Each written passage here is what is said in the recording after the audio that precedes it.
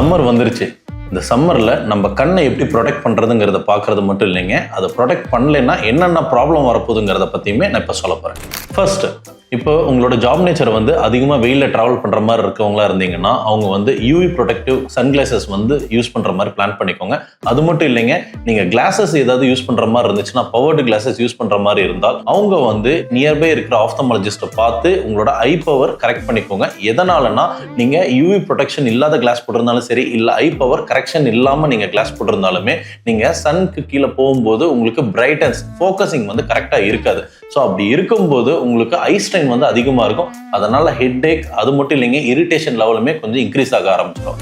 Second, இப்போ உங்களுக்கு யாராவது கண்புரை முன்னாடி இருக்குதுன்னு சொல்லியிருந்தாலோ, இல்லை உங்களோட பார்வை குறைபாடு அதிகமாக இருக்கிற மாதிரி இருந்தாலோ, ஸோ நீங்கள் நியர்பை இருக்கிற ஆப்தமாலஜிஸ்ட்டை பார்த்து அதுக்கான ப்ராப்பர் ட்ரீட்மெண்ட் இல்லை கேட்ராக்ட் சர்ஜரி பண்ணிக்கிறது பெட்டர். இந்த டைமில் நீங்கள் அது பண்ணாமல் இருந்தீங்கன்னா, சேம் ஆஸ் ஐ செட், உங்களோட ஃபோக்கஸிங் லைட் வந்து கரெக்டாக இருக்காது. ஸோ கண்ணில் வாட்டரிங், ஹெட் ஏக்ஸ் இதெல்லாமே மோசமாகிறதுக்கு முக்கியமான காரணமாக இருக்கும்.